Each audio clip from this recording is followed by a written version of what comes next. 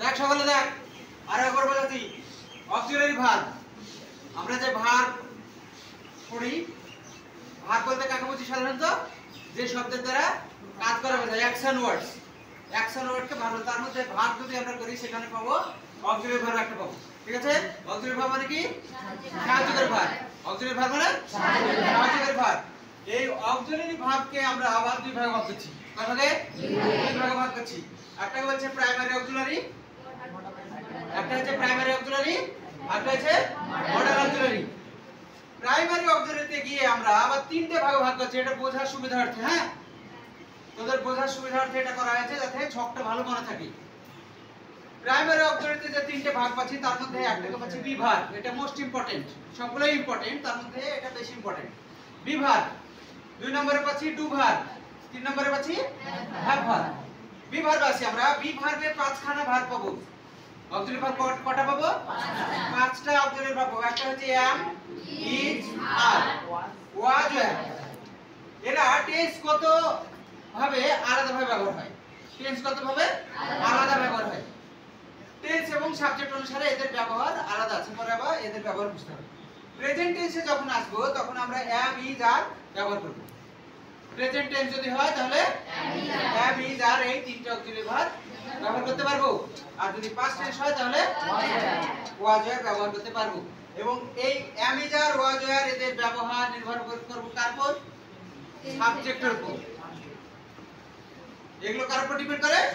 সাবজেক্টের উপর সাবজেক্ট কি বসছে তার উপর ডিপেন্ড করে এই am is are was were বসবে যেমন প্রেজেন্টেশন যদি বলি সাবজেক্ট I হয় তাহলে am বসবে সাবজেক্ট যদি সিঙ্গুলার নাম্বার সাপোজ হি বা সি হয় তাহলে ইজ বসে যদি দে হয় তাহলে কি বসবে আর বসবে ঠিক একই ভাবে যদি আমরা পাস্ট টেন্সে যাই তাহলে was were বসবে সিঙ্গুলার নাম্বার হলে was বসবে প্লুরাল হলে were বসবে কিন্তু এর পরে were বসে এবার আমরা আসি ডু ভার্ব ডু এমন একটি verb a double role play করে ডু এমন একটি verb a double role play করে কিভাবে ডু এক সময় হয় সে মেন ভার্ব আর এক সময় হয় সে অক্সিলারি ভার্ব আমরা এখানে অক্সিলারি পড়ছি অক্সিলারি দেখে নেব ডু ভার্ব যখন অক্সিলারি ভার্ব তখন তিনটে রূপে কাজ করে একটা হচ্ছে ডু ডাজ ডিড কখন কোনটা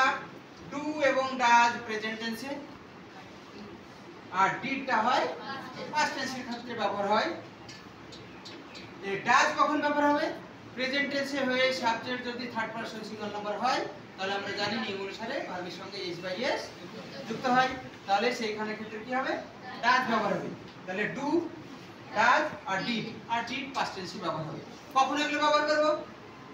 যখন আমরা এসছি ইন্টারোগেটিভ সেন্টেন্স থেকে ইয়েস নো কোশ্চেনের ক্ষেত্রে এগুলো আমাদের ব্যবহার হয় অন্য টাইমে হয় কিন্তু এইখানে আমরা যেহেতু ইন্টারোগেটিভ সেন্টেন্সের ইয়েস নো কোশ্চেন দেখতে গিয়ে আমরা এখানে এসেছি যখন কোনো সেন্টেন্সে এই বিভাগ ওই যেদিকে বিভাগগুলো আছে এই বিভাগগুলোর কোনো একটি থাকবে না এই ভাগগুলোর কোনো একটিও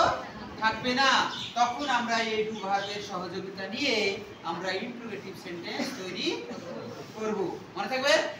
যখন কোনো অক্সিলারি ভার্ব সেন্টেন্সের মধ্যে থাকবে না তখন সেই সেন্টেন্সের আমরা টেন্স চিনব সেই টেন্স চিনে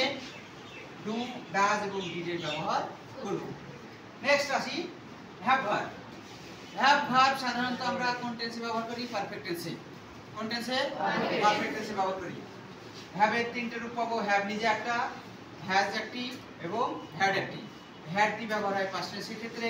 হ্যাভ এবং হ্যাজ ব্যবহার হয় প্রেজেন্ট টেন্সের ক্ষেত্রে এরাও সাবজেক্টের উপর নির্ভর করবে হ্যাভ এবং হ্যাজের ব্যবহার তার উপর নির্ভর করবে সাবজেক্টের উপর আর এরপরে হ্যাভ বসে কিন্তু এর পরে হ্যাজ বসে এইভাবে আমাদের যে নিয়ম আছে সেই নিয়ম অনুসারে হ্যাভ হ্যাজ বসবে এইটা গেল আমাদের প্রাইমারি অক্সিলারি এই অংশটা গেল প্রাইমারি অক্সিলারি পরের পোরশন রয়েছে যেটা সেটা হচ্ছে আমাদের মডাল অক্সিলারি এই অংশটা কি মডাল অক্সিলারি এই ভাগগুলো পাবে এই বাদেও আছে নরমালি আমাদেরকে প্রথমত এগুলো মনে রাখতে হবে ঠিক আছে কি কি shall will should would can could may might must use to ought to need to dare to এগুলোকে আমরা সেমি মডেল হিসাবে অনেক সময় ব্যবহার করে থাকি বোঝা গেল? এই হলো অক্সিলারি ভার্বের কাহিনী। মনে থাকবে, যদি আমরা এই চারটাকে খুব ভালোভাবে মনে রাখতে পারি তাহলে আমাদের অক্সিলারি ভার্ব মনে রাখতে কোনো সমস্যা হবে না। বোঝা গেল? বোঝা গেছে?